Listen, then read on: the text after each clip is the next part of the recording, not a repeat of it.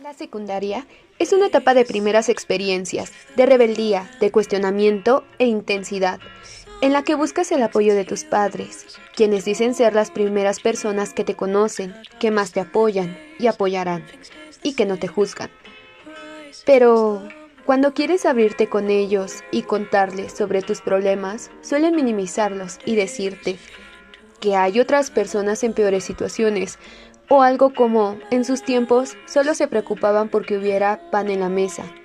Tranquilo, a muchos nos ha pasado, y por ello quiero contarte una de mis experiencias, de la que ellos no saben, pero que son vivencias de secundaria que te marcan. ¿Listos? En mi experiencia, hay dos formas de vivirlo, ser la presa o el cazador.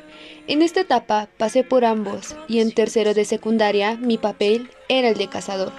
Hacer amigos para mí era fácil, me lograba desenvolver de una manera natural y sin prejuicios hacia los demás, al menos hasta conocerlos. En ese tercer año, una chica se había trasladado a la escuela y al grupo en el que yo pertenecía, tercero C. Esa era mi manada. Esta chica, al entrar al salón, los profesores le pidieron que se presentara a lo que sería su grupo, el mío, sentándose atrás de mí. La excusa perfecta para hablarle, y así fue. Nos hicimos amigas rápidamente. Con el paso de los días, la confianza entre nosotras aumentaba. Sin embargo, su insistencia en ir a su casa me hizo dudar sobre si era lo correcto, puesto que apenas la conocía. En ese entonces, yo era una chica de casa. Solo iba de la escuela a mi hogar, y para mí eso era suficiente. Ir a su casa era sin duda alguna salirme de mi zona de confort, y más allá de eso, la sobreprotección que mis padres tenían hacia mí era un obstáculo, que en ese momento creía imposible de pasar. Así que esa situación se convirtió en mi excusa perfecta para evitar ir a su casa por un tiempo. Ella y yo esperábamos juntas a nuestras madres, pero por ellas siempre llegaban antes, hasta que, en una ocasión, mi padre, que había ido por mí a la escuela, se encontró con la mamá de aquella chica.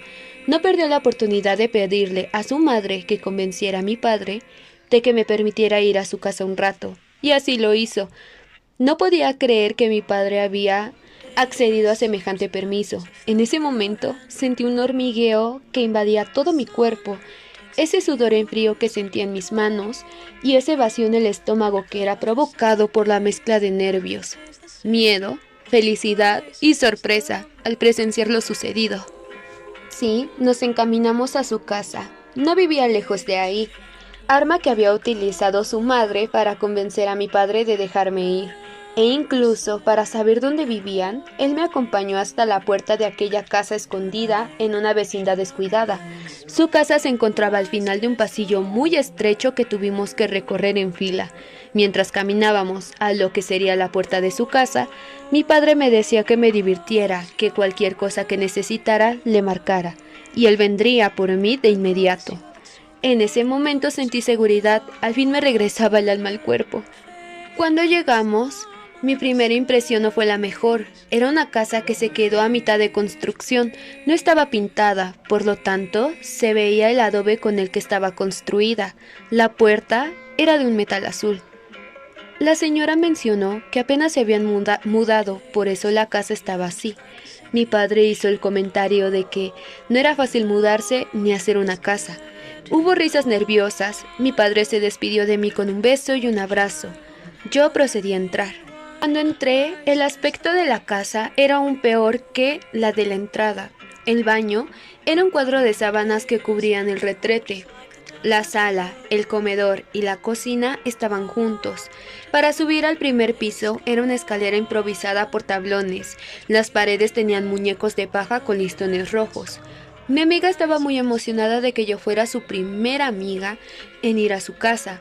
Así que ignoré los hechos y me centré en pasarla bien con ella, pues entendía que su estabilidad económica no era la mejor y no era quien para juzgar eso. En todo ese rato jugamos a arreglarnos, nos pintamos y nos tomamos fotos hasta que oscureció.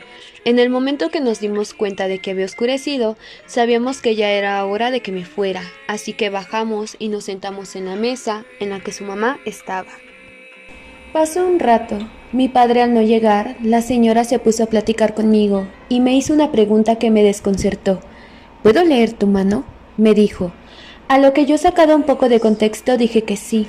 Me mencionó que yo había destapado un secreto que mis padres no querían que supiera y que se habían esmerado por cubrir. Si quería, ella me podía decir lo que yo ya sabía, esto para darle veracidad a su afirmación. Seria, dije que sí, y me lo dijo. Tu papá tiene otro hijo. En ese momento solo escuchaba un bip que se hacía más fuerte en mis oídos. Sin asimilar bien lo que estaba sucediendo, dije que sí, pues así era. Había encontrado unos días antes el acta de nacimiento de mi medio hermano. En ese momento tocaron la puerta. Al abrirla, mi padre estaba ahí. Nos despedimos y procedimos a irnos. No le comenté nada de lo sucedido, pues él ni siquiera estaba consciente de lo que yo había descubierto.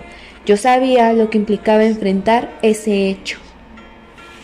Esa noche no pude dormir, puesto a que debía tomar una decisión.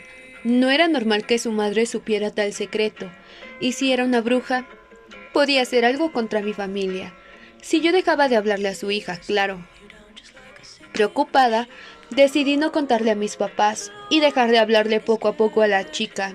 Ahora que lo pienso, no fue lo mejor, pero en ese momento no había nadie quien me aconsejara más que mi propia conciencia. Al día siguiente me porté un poco cortante, pero ella, en busca de mi atención, hacía cosas extrañas, como jalarme el cabello y quedarse con esos mechones que me quitaba.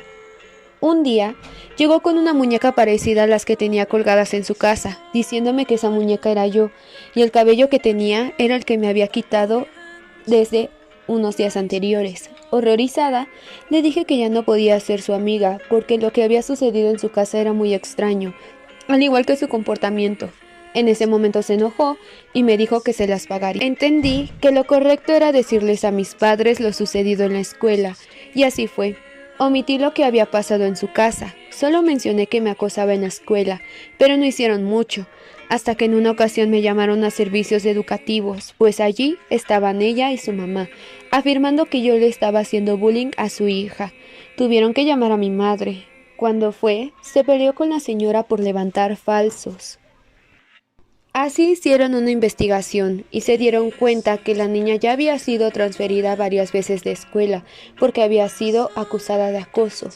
Esa situación se supo en mi salón, por lo que la chica comenzaba a victimizarse y a mí me ponía en un papel de abusadora, hasta que la expuse frente al salón, y en ese momento me di cuenta que yo era la presa y no el cazador. La madre de aquella chica tuvo que transferir a su hija una vez más, y así fue como empezábamos el ciclo escolar.